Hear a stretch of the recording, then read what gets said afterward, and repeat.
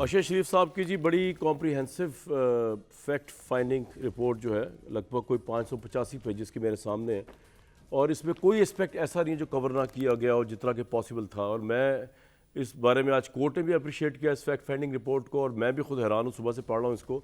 कोई डिटेल जो उनके लिए पॉसिबल थी उन्होंने छोड़ी नहीं, ख्वा वो गाड़ी की तस्वीर हो, ख्वा वो जहाँ पे वो जिग जैग बनाया गया था पत्थर रोकने की वकुआ की जगह हो, उनका अपार्टमेंट हो जहाँ पे वो एक दिन के लिए हॉलिडे करने गए और जहाँ से वापसी पे उनकी डेथ हुई वो जगह हो, उनका बेडरूम हो, उनका वॉशरूम हो, उनका मोबाइल का डाटा, उनका आई क्लाउड के लिए जो वो परमिशन ले रहे हैं, उनके इवन जो फेसबुक्स हैं जो उनकी, उस तमाम को उन्होंने जो है इसके अंदर कंबाइन किया। इवन अशर शरीफ साहब की डायरीज़ जो है जो वहाँ से मिली उसकी भी डिटेल्स तस्वीरों के साथ उन्होंने दी हुई है। पोस्टमार्टम रिपोर्ट्स कीनिया की भी, उनका कंपैरिजन स्टेटमेंट्स सुलेमान इकबाल साहब की, तारिक वसी साहब की, उनकी वालदा की, उनकी दोनों वाइफ्स की, तमाम, और जो वहाँ के पुलिस के लोग थे उनकी, ये तमाम चीज़ें इसमें मौजूद हैं। इसमें कुछ बड़े इंपॉर्टेंट सवाल उठते हैं, लेकिन सबसे पहले मैं अगर अरशद शरीफ साहब की कुछ चीज़ें आपको दिखाऊं जो इस फैक्ट फाइंडिंग मशीन रिपोर्ट से पता चली हैं। कुछ तस्वीर तो ऐसी हैं जो शायद डिस्टर्बिंग होगी, जो हम ऑब्वियसली नहीं दिखाएंगे। उनके मर्डर के हवाले से हर एंगल से तस्वीर ली गई है, लेकिन उसके ऊपर बात ज़रूर करेंगे क्योंकि अब मामला ये है कि जज्बाती मामला जो है वो है, हमारे लिए भी जज्बाती है, उनकी फैमिली के लिए बहुत ज़्यादा जज्बाती है। लेकिन जहाँ बात आएगी कानून की, जहाँ बात आएगी हक़ाइक़ की, तो वहाँ जज्बात को थोड़ी देर के लिए साइड पर रख के हमें, क्योंकि हकीकत तक पहुँचना है और इसमें हम भी बड़ी कोशिश कर रहे हैं जानने की कि हुआ क्या। कोर्ट तो कर ही रही है और गवर्नमेंट को भी करनी चाहिए और हम करवाएंगे। मेरे साथ आज की स्पेशल इश्यूज़ के अंदर वफाकी वज़ीर दाखिला होंगे राना सनाउल्लाह साहब, बहुत रेलिवेंट आदमी हैं। इन तमाम मामलों पे बहुत से सवाल हैं जिनके जवाब शायद सिर्फ वही दे सकते हैं इस वक्त, at the helm of affairs हैं इस मामले में। लेकिन पहले आप देखिए, ये मीटिंग है डायरेक्टर DCI IGP कीनिया, ये हमारी टीम ग़ालिबन वहाँ गई हुई थी। अगर हम पहली तस्वीर दिखा सकें, और ये वहाँ पे अगर हम नेक्स्ट पिक्चर दिखाएं तो ये वो जगह है जहाँ पे फार्म हाउस की, जहाँ पे अरशद शरीफ साहब ठहरे और ये एक दिन के लिए यहाँ ठहरे थे हॉलिडे के तौर पे। और ये फायरिंग रेंज से करीब जगह है, ये उनका फार्म हाउस के अंदर है जो वकार वगैरह की है। और उसके आगे हम अगर कमरा भी दिखाएं, अभी मैं आपको उस पेंट हाउस पे लेके नहीं गया जहाँ पे नरूबी में वो ठहरे हुए थे। ये वो तस्वीर दिखा रहा हूँ मैं आपको, जो तस्वीर उस स्टे की। आगे तस्वीर दिखाएंगे तो आपको पता चलेगा उनका जहाँ पे अंदर बेड है इस रेस्ट हाउस में, उसकी भी तस्वीर है आपके सामने। अगर नेक्स्ट आप दिखाएं उसी कमरे की डिफरेंट एंगल से, नेक्स्ट आप दिखाएं इसके अंदर ये तमाम तस्वीर वहाँ की जहाँ पे एक रात पहले अपनी डेथ के वो यहाँ मौजूद थे, आप देख सकते हैं सामने। अब अगर हम दिखा सकें inspection of residence of Arshad Sharif in Nairobi, यहाँ ये कम से कम 2-2.5 महीने रहे। ये जगह आप अगर रोक दें, अगर इधर ये रॉयल ग्रीन्स के नाम से है, यहाँ पे एक पेंट हाउस था जहाँ अरशद शरीफ साहब रहे। और इसकी एक और एंगल से भी तस्वीर है आपके सामने। इसके अलावा अगर आप चेंज करें इसको और नेक्स्ट अगर आप देखें तो इसके अंदर से भी खासा कुशादा आपको पेंट हाउस ये नज़र आएगा। अगर हम इसको चेंज करें, इससे आगे अगर हम चलें तो किचन नज़र आएगा। अरशद शरीफ साहब के ज़ेर इस्तेमाल ये किचन रहा है, ये भी फैक्ट फाइंडिंग रिपोर्ट से चलेगा। इस तरह ही वॉशरूम जो है जहाँ इनका स्टे था वो भी हमारे सामने उसकी पिक्चर है। नेक्स्ट अगर हम दिखा सकें जिस बेडरूम में वो आखिरी 2 माह रहे उसकी भी तस्वीर है, इस बेड की भी। और इसके अलावा सिटिंग एरिया जो है वो भी आप देख सकते हैं, खासा पुरतईश कीनिया के हवाले हिसाब से ये एक पेंट हाउस था। इसमें ग्रीनरी प्लांट्स भी आप देख सकते हैं, उसकी भी तस्वीर फैक्ट फाइंडिंग उसमें दी हुई है। बड़ा डिटेल से एनालिसिस किया गया, इवन जो उनका मोबाइल मिला उसकी भी उन्होंने तस्वीर एज अ रिकॉर्ड के लिए लगाई हुई है। ये बात भी तस्वीर देखेंगे डिफरेंट आइटम्स की हैं जो उनको मोबाइल के बाद जो वहाँ से रिकवर हुई उनके पेंट हाउस से। अगर हम दिखाते जाएँ नेक्स्ट जूते, उनके ट्राउज़र और कपड़े, कोई की चेन भी हैं, वायर्स भी हैं, उनके शॉर्ट्स भी हैं, और इसी तरह डिफरेंट चीज़ें जो हैं वो हमें यहाँ पे नज़र आती हैं। उसके बाद अगर हम आ जाएं इस गाड़ी के ऊपर, अब ये जो गाड़ी है ये बड़ी इंपॉर्टेंट है इस सारे मामले के अंदर, क्योंकि अरशद शरीफ साहब को जिन लोगों ने ये कहा कि जी मिस्टेकन आइडेंटिटी का केस है, यानी कि ऑब्वियसली जो कीनिया की पुलिस है, अगर हम दिखाएं गाड़ी की तस्वीर आगे, इसमें बड़े प्रॉब्लम्स हैं। ये आप रोक दें इधर ही। अरशद शरीफ साहब को 2 बुलेट्स लगी हैं, एक तो साइड से लगी है और एक फ्रंट से लगी थी। अब फ्रंट की बुलेट अगर लगती है उनको, जिस तरह वो ये ड्राइविंग सीट के साथ वाली वो सीट है जिसमें अरशद शरीफ साहब बैठे हुए थे, यहाँ पर होल होना चाहिए था। अगर खुरम ड्राइवर भी सही कह रहा है, कीनिया की पुलिस भी सही कह रही है, यहाँ होल होना चाहिए था, होल नहीं है। इसके अगर आप एक और एंगल से तस्वीर दिखा सकें, हम आगे चलें, आप इसी सीट की जिसमें अरशद शरीफ साहब की डेथ हुई, तो आप देखेंगे तस्वीर पीछे से अगर हम दिखाएंगे तो भी वहाँ पे कोई होल नहीं है। तो जो उनका वूंड, बीच का वूंड है, क्लोज वूंड है चेस्ट के अंदर, वो लग नहीं सकता अनलेस के ये सीट के अंदर भी सुराख हुआ वो। इससे आगे भी उनकी तस्वीर है गाड़ी की। इसमें एक इंटरेस्टिंग बात जो है और जो बड़ी अलार्मिंग बात है वो ये कि जो भाई साहब साथ बैठे हुए थे, अगर आप इधर ही रोक दें, उनके मुंह पे ना कोई ब्लड का निशान पड़ा, क्योंकि साइड से जब वो उनका बर्स्ट हुआ है जो सर है अरशद साहब का, तो खून तो स्प्लेटर की तरह उछला होगा ना उनके कपड़ों पे था ब्लड, ना इवन जो ड्राइविंग साइड, अगर हम एक और तस्वीर दिखाएं इस गाड़ी की, ना उस ड्राइविंग साइड के ऊपर हमें कोई ब्लड नजर आया। जिस जो खुरम ड्राइव कर रहा था कुछ भी नहीं था उसके अंदर। तो ये हैरानकुन बात है कि इतना बड़ा बर्स्ट हुआ और उसका जो है वो खून का कोई निशान ना ड्राइविंग सीट की साइड पे गया, ना उस शख्स के चेहरे पे लगा वो जो गाड़ी ड्राइव कर रहा था, ना उसके कपड़ों पे लगा। एक तस्वीर और है जिसमें उनका टायर पंक्चर है इस लैंड क्रूज़र का, कि जब बर्स्ट लगा, अगर मैं आपके पास नहीं तो उसमें सामने दिखा सकता हूँ कैमरे में, और ये कहा खुरम साहब ने कि जी ये 25 किलोमीटर 22 किलोमीटर वो इसके साथ जो है वो गए। ये आप देख सकते हैं, ये उसका बर्स्ट टायर है, ये तस्वीर भी शामिल की गई है। यानी टायर बर्स्ट था और उनका कहने का मतलब ये था खुरम का कि ये बर्स्ट टायर के साथ वो उनको उस जगह पे लेके गया, फार्म हाउस पे, जहाँ पे वकार ने कहा कि आ जाओ, और 25 किलोमीटर का फासला उसने बर्स्ट टायर के साथ। इसको पीछे कर दें। अब मैं ज़रा राणा सनाउल्लाह साहब से कुछ सवाल आते हैं उनकी बात। राणा साहब, फैक्ट फाइंडिंग रिपोर्ट जो है बहुत कॉम्प्रिहेंसिव है, जितनी कॉम्प्रिहेंसिव आप कर सकते थे, लेकिन मेरा पहला सवाल ये है कि जब कीनिया की पुलिस ये और FIR आप लोगों ने दर्ज कराई, लेकिन आज सुप्रीम कोर्ट के अंदर जो उनकी वालदा भी आई और उन्होंने जो एक सील्ड लिफाफे के अंदर कुछ और लोगों के नाम भी दिए FIR के लिए, इसमें तो मैं आता हूँ, लेकिन ये सारी कार्रवाई जो आप कर रहे हैं पाकिस्तान के अंदर, पाकिस्तान के मौजूद कोर्ट्स भी कर रहे हैं, आप लोग भी कर रहे हैं, नई GIT भी बन रही है, कोर्ट को एतमाद नहीं है शायद आप लोग की बनाई हुई GIT पे, ये तो इसका फ़ायदा कोई नहीं होगा अगर कीनिया की पुलिस का वर्जन गवर्नमेंट कीनिया का होल्ड कर रही है कि ये मिस्टेकन आइडेंटिटी का केस है, और जो वो ड्राइवर है, जो होस्ट है, वो भी कह रहा है मिस्टेकन आइडेंटिटी का केस है, तो फिर आप किस तरह इस तासुर को ज़ाहिर करेंगे कि जिस तरह के इस फैक्ट फाइंडिंग रिपोर्ट में आया कि तशद्दुद भी ऑन के ऊपर वेल प्लान टारगेट मर्डर भी था? देखें कामरान साहब, पहली बात तो ये है कि ये फैक्ट फाइंडिंग रिपोर्ट है, और फैक्ट फाइंडिंग रिपोर्ट और तफ्तीश में फ़र्क ये होता है कि तफ्तीश में जो है वो चीज़ों को कन्फ्रंट किया जाता है, और जो फिर कन्फ्रंट करने के बाद एक मौक़िफ़ आता है और उसके बाद एक कंक्लूजन आता है, तो वो एक फिर जो है वो मामला जो है वो किसी न किसी नतीजे पे आके मुंतमिज होता है। जी जी। ये एक्सरसाइज इसलिए ज़रूरी थी कि शायद ये चीज़ें जो हैं ये बाद में हमें अवेलेबल ना हों। और दूसरा मामला ये है कि इसमें ये तो कहा जा रहा है कि ये FIR दर्ज करने में देर क्यों हुई। ये FIR जो है ये दर्ज होना इसका मुमकिन इस तरह से हुआ कि दोनों जो खुर्रम और वक़ार हैं और एक तारक वसी हैं, उनके मतलब हमें थोड़ा टाइम लगा कि उनको मतलब वेरीफाई किया जाए कि ये पाकिस्तानी ओरिजिन है और इनके पास पाकिस्तान का पासपोर्ट है, इनके पास पाकिस्तान का शनाख्ती कार्ड है।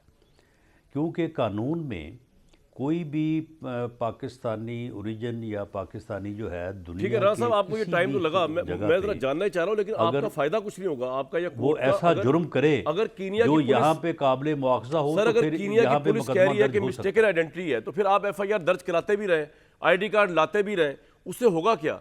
आपको तो कीनिया की पुलिस को या कीनिया की गवर्नमेंट को कन्विंस करना है ना कि ये एक मिस्टेकन आइडेंटिटी का केस नहीं है, ये एक वेल प्लान मर्डर है, इसमें टॉर्चर भी हुआ है, इसमें ड्यूबियस तरीके से हालात से खुरम और वकार की स्टेटमेंट्स भी है, कंट्राडिक्टरी भी हैं।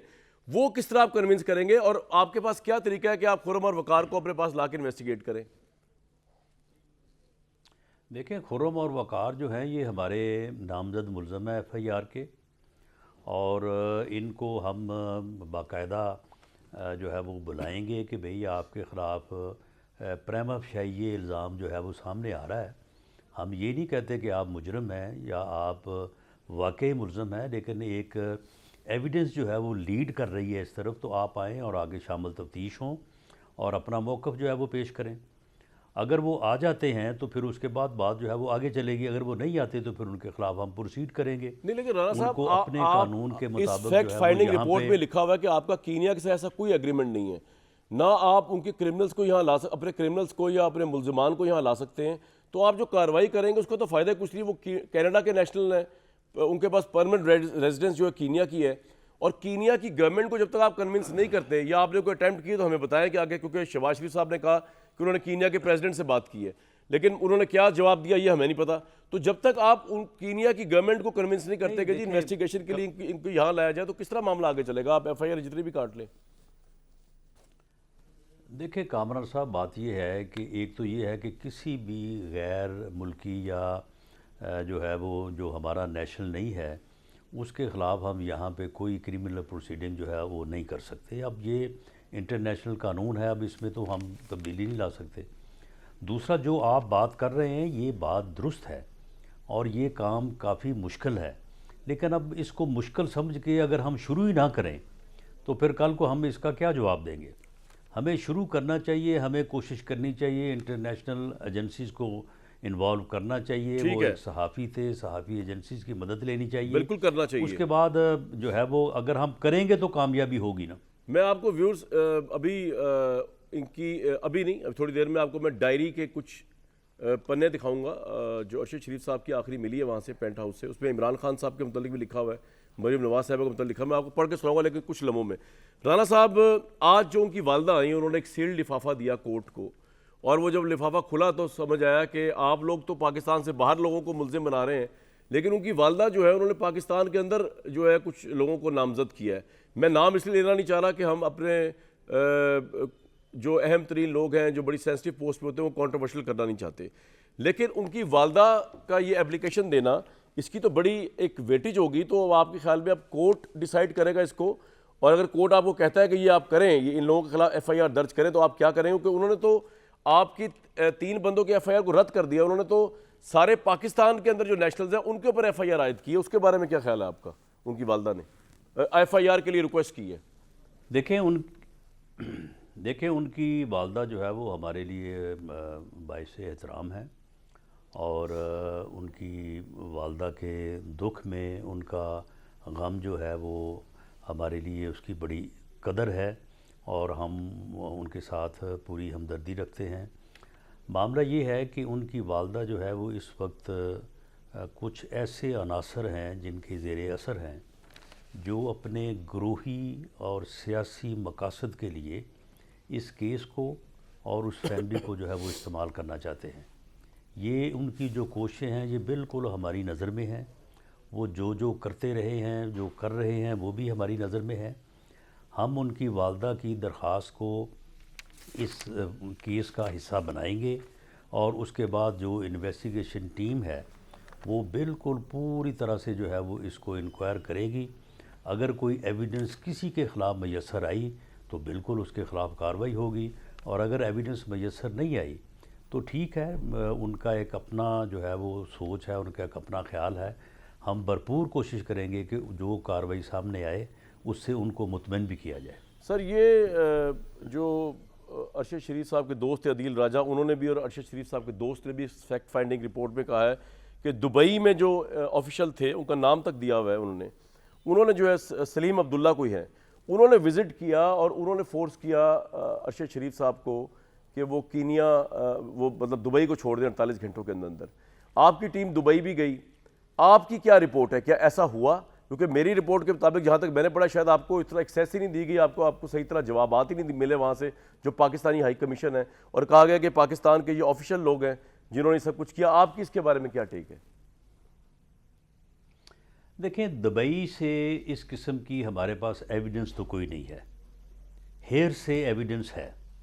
अच्छा। लेकिन मामला ये है कि जब कत्ल जो है ये हुआ कीनिया में जी, तो क्रिमिनल जो जुरिस्प्रूडेंस है उसके मुताबिक बात शुरू यहाँ से होती है कि चलें, ये पाकिस्तान से उनको जाने पे किसी ने मजबूर किया।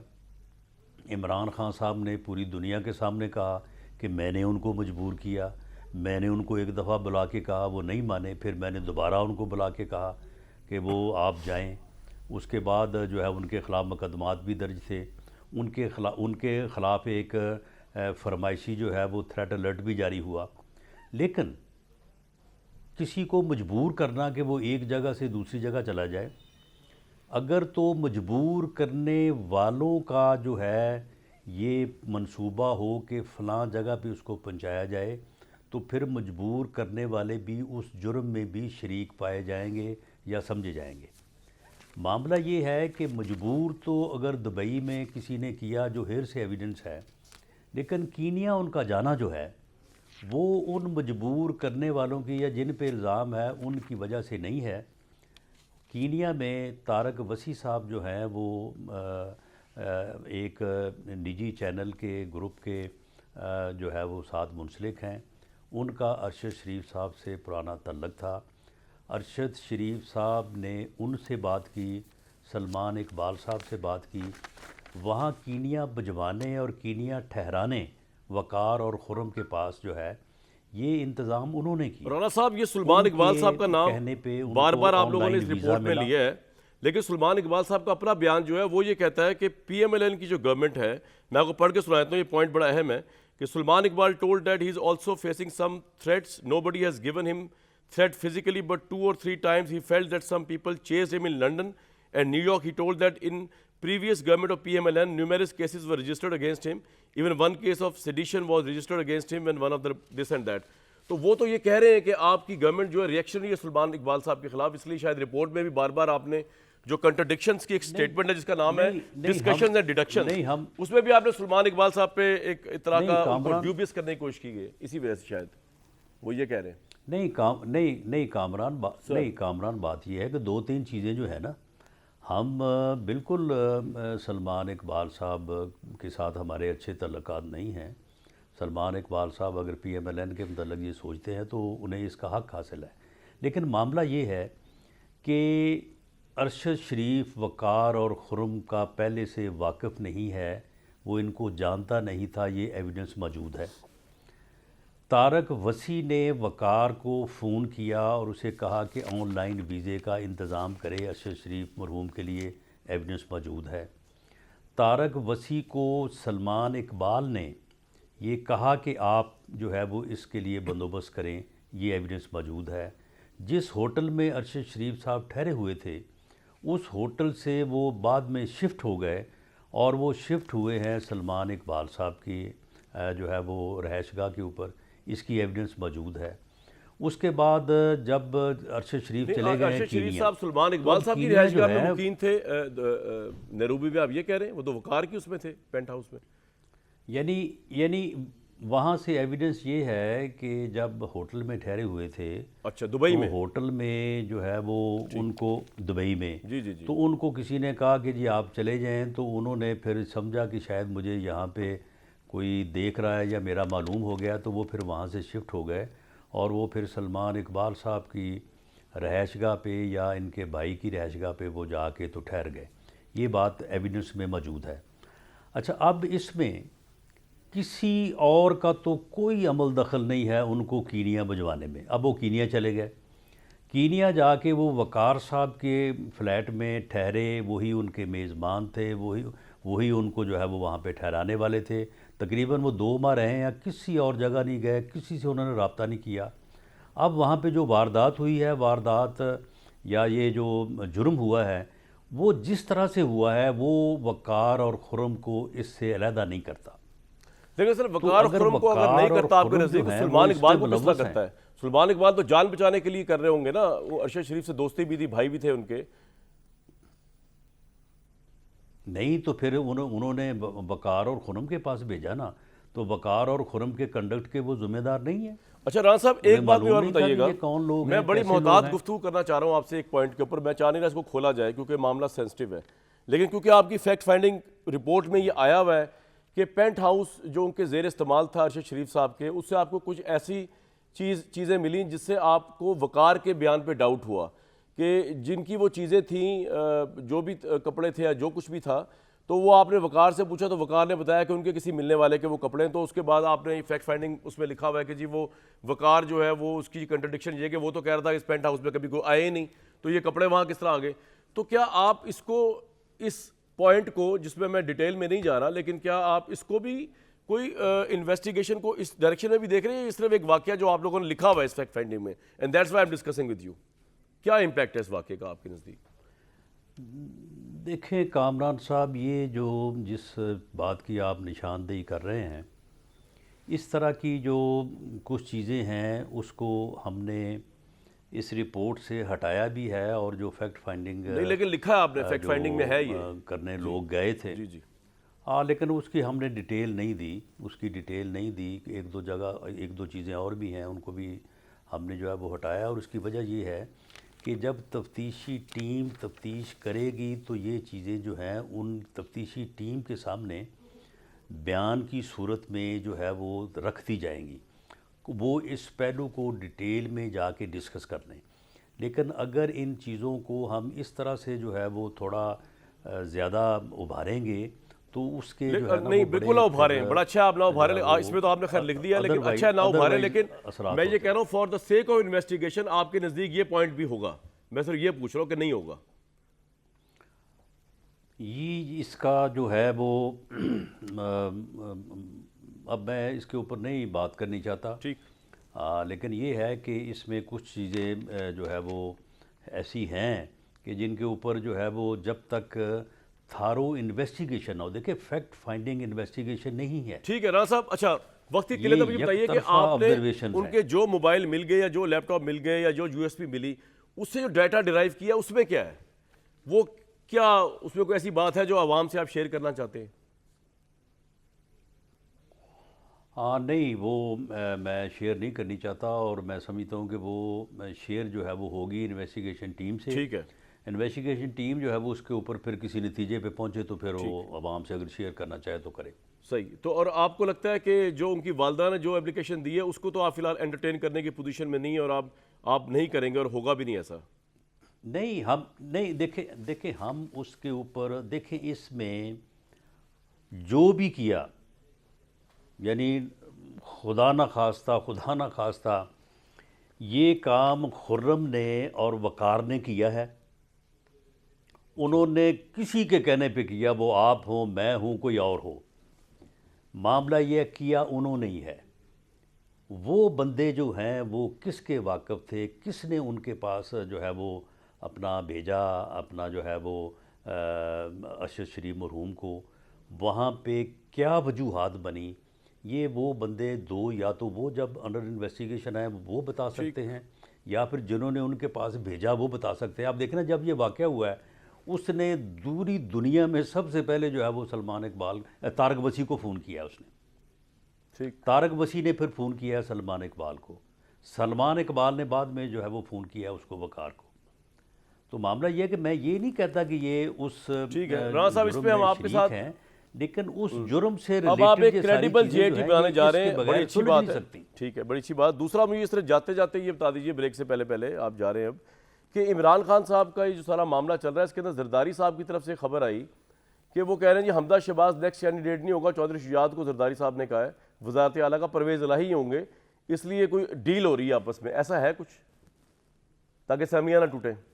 लेकिन ये जरदारी साहब ने अपने तौर पे जो है वो बात की होगी, लेकिन ये जरदारी साहब को आगे से अगर कोई माकूल जवाब मिलेगा तो फिर दोबारा वो हमारे साथ आगे बात करेंगे, तो फिर हम इसके ऊपर सोचेंगे। लेकिन राणा साहब इस हद तक आप तैयार हैं, इस हद तक आप तैयार हैं कि आज असेंबली को रोकने के लिए, इमरान खान की तोड़ने की, आप नेक्स्ट वज़ीर आला परवेज़ इलाही को एक्सेप्ट कर लें?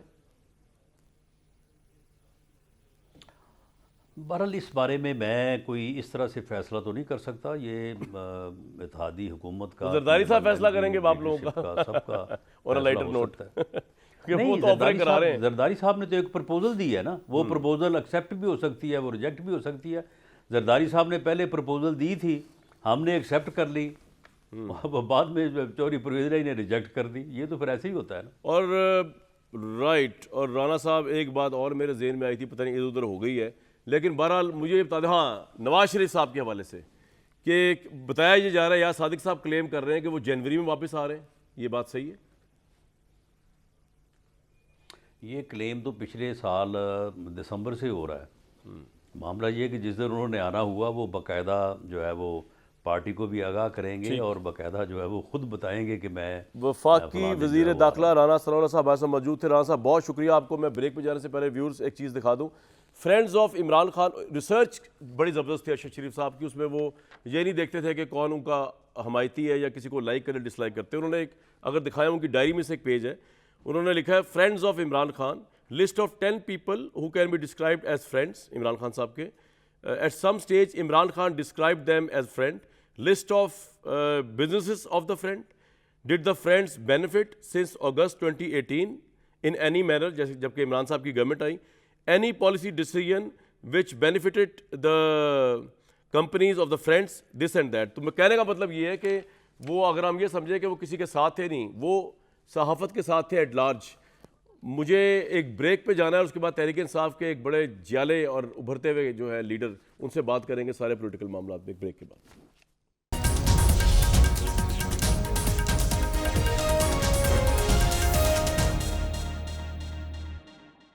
पाकिस्तान तहरीक इंसाफ जो है उसकी सियासत इस वक्त मेरा ख्याल से इमरान खान साहब को भी समझ नहीं आ रही, क्योंकि आज जब ये बात सामने आई कि परवेज़ इलाही साहब की जो कैबिनेट है पंजाब की वो मज़ीद वसी हो रही है, तो इमरान खान साहब भी खासी हैरान हुए, उनको पता कुछ नहीं है कि क्या हो रहा है पंजाब के अंदर. हालांकि पंजाब में इमरान खान साहब की गवर्नमेंट है, परवेज़ इलाही उनके इमा पर हैं, और इतनी कुर्बत रही है कि कह रहे थे आधा मिनट लगाऊंगा, बल्कि आज 3 सेकंड लगाऊंगा असेंबली तोड़ने में.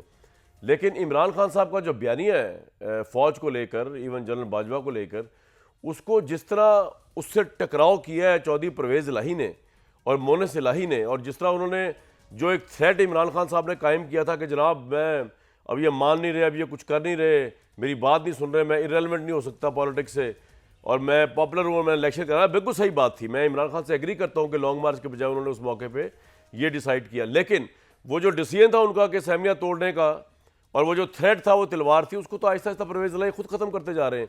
पहले बाजवा साहब के हक़ में बयान दे के इमरान खान साहब के एंटी बाजवा साहब, एंटी स्टैब्लिशमेंट बयानिए की नफ़ी कर दी. फिर ये कह दिया कि अप्रैल से पहले असेंबलियाँ टूट ही नहीं सकती.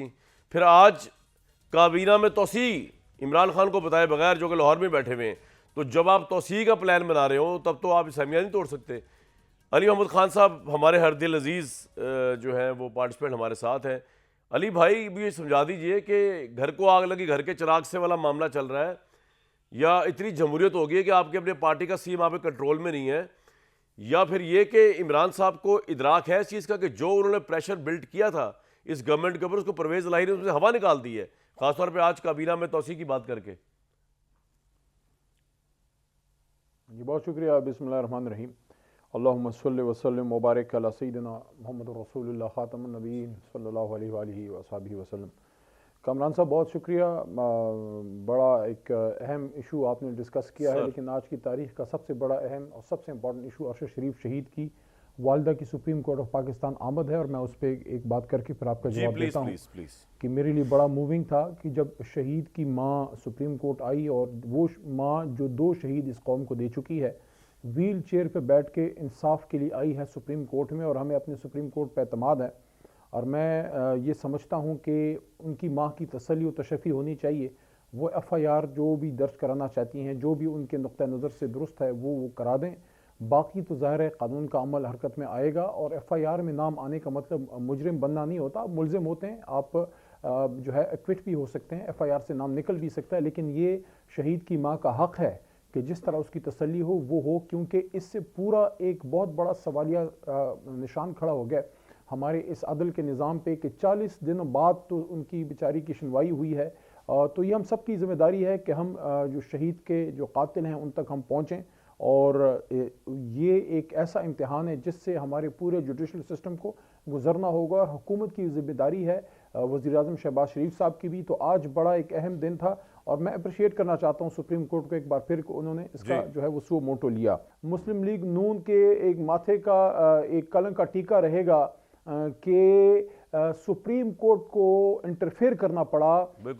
चलम हो गया. अरशद शरीफ शहीद के 40 दिन बाद उनकी FIR रजिस्टर हुई है.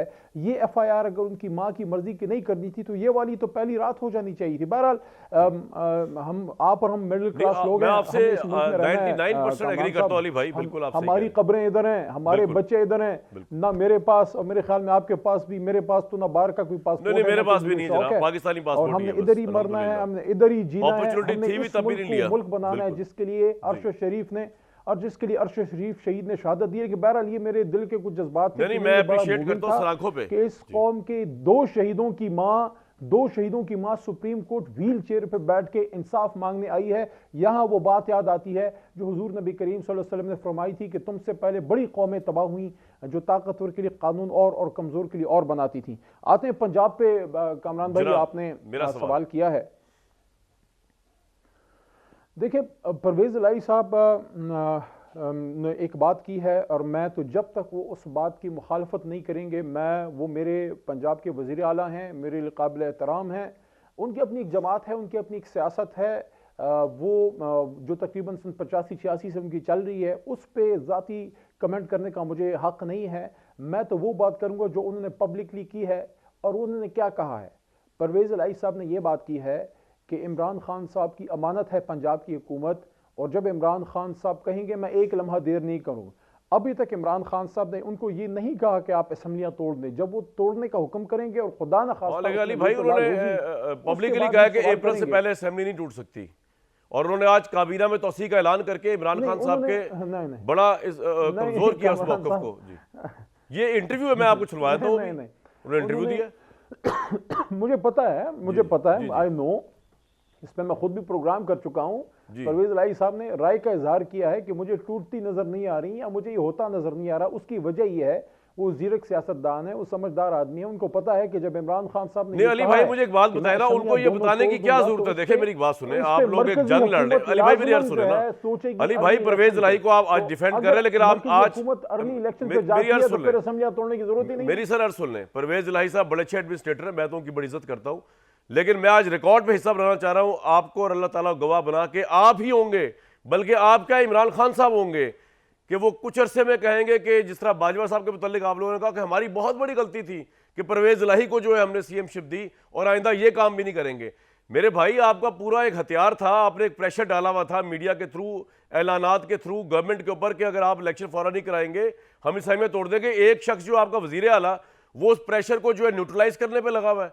वो कह रहा है कि जी अप्रैल से पहले मुझे टूटती हुई नजर नहीं आ रही, वो काबीना में तौसीक का प्लान बना रहा है। मुझे तो समझ नहीं आई कि अगर आपके लिए सब कुछ एक्सेप्टेबल है तो फिर आपके असूल सर परवेज इलाही के लिए डिफरेंट है और वैसे डिफरेंट है। अली भाई नहीं, कोई डिफरेंट नहीं है। देखें, मैं दोबारा वही बात दोहराऊंगा, वो एक समझदार आदमी है, उन्होंने इस बात का इदराक कर लिया है कि जो इमरान खान साहब ने दोनों असम्बलियों के तोड़ने की बात की है तो उस पर लाजमी मरकज़ी हुकूमत अब सोचने पे मजबूर होगी कि अगर 66% ऑफ पाकिस्तान में इलेक्शन होता है और वहाँ पे ज़ाहिर तहरीक इंसाफ 2/3 ले जाएगी, पंजाब और खैबर पख्तूनख्वा इंशाल्लाह, तो उसके बाद जब आप जनरल इलेक्शन करेंगे, अगर आप अर्ली इलेक्शन अनाउंस नहीं करते तो केयर टेकर भी नहीं होगा, फिर तो पंजाब में और पख्तूनख्वा में हमारी हुकूमत होगी, अगला फिर जो है वो रोएंगे। तो इस वजह से उन पर प्रेशर है कि वो अर्ली इलेक्शन की तरफ आएँ, इसलिए परवेज इलाही साहब ने ये बात की होगी। मेरी उनसे ज़ाती मुलाकात आजकल में नहीं हुई, लेकिन मेरी राय इसलिए उन्होंने ये बात की होगी कि असेंबली, और ये जो उन्होंने राय का इजहार किया कि बाजवा साहब का एहसानमंद होना चाहिए तहरीक इंसाफ को, है कि आज आपकी गवर्नमेंट बाजवा साहब की वजह से पंजाब में। कामरान जी जी जी जी, मैं सर मजे लेता हूँ, मेरा कोई एजेंडा नहीं है, यकीन करें, मैं तो मजे लेता हूँ, बड़ी मजेदार चीज है। आप तो मुझे पता है, आप तो पुराने, आप हैं ही असल लाहौरी। वो लाहौरी को, वो लाहौरी क्या होगा जो मजे ना ले? वो लाहौरी नहीं है जो मजे ना ले। और मैं भी आधा लाहौरी हूँ। नहीं, आप हमारे पूरे लाहौरी भाई हैं।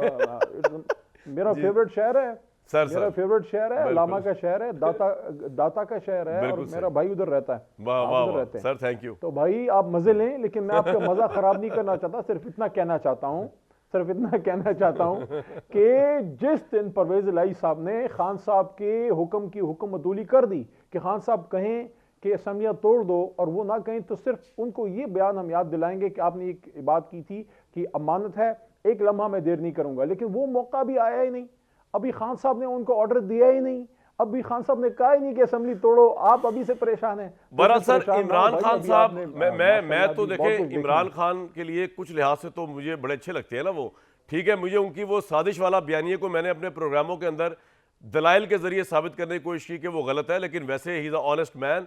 मैंने तो उनके लिए मीडिया की हद तक बड़ी कंपेयरिंग भी की हुई है और आप उसमें हमारे साथ साथ हुआ करते थे, तो अभी पुराना इश्क जो है जाते जाते भी टाइम लगता है, उसमें तो मुझे कोई मसला है। लेकिन मैं इमरान खान साहब की वजह से परेशान हूँ, आप इतने परेशान नजर नहीं आ रहे। उनकी स्टेटमेंट चल रही है मेरे सामने अभी भी, वो कह रहे हैं कि इनकी तौसीक के ऐलान से परवेज इलाही के बहुत धचका लगा है मेरी इस पॉलिसी को, जो मैं ये प्रेशर डाला हुआ था। ये इमरान खान साहब का बयान चल रहा है पूरे पाकिस्तानी मीडिया के ऊपर चले बहरहाल आप नहीं समझते इसको, आपकी डिफरेंट राय है। लेकिन अब मैं एक बात बता दूं कि एक तो मुझे असम्बलियाँ फौरी तौर पे कौमी असम्बली टूटती नजर नहीं आ रही, थैंक्स टू परवेज लाही। इमरान खान साहब का जो बयानिया है बाजवा साहब को लेके या जो इदारों का लेके, वो मुझे अब ऊपर जाता नजर नहीं आ रहा, अगेन थैंक्स टू मोनेस लाही एंड परवेज लाही। और तीसरा जो है मुझे ये भी नजर आ रहा है अली भाई, कुछ दिनों बाद आप ये कहेंगे कि बहुत बड़ी गलती थी। अली अहमद खान साहब के साथ बात जारी है, व्यूअर्स एक ब्रेक के बाद वापस आते हैं।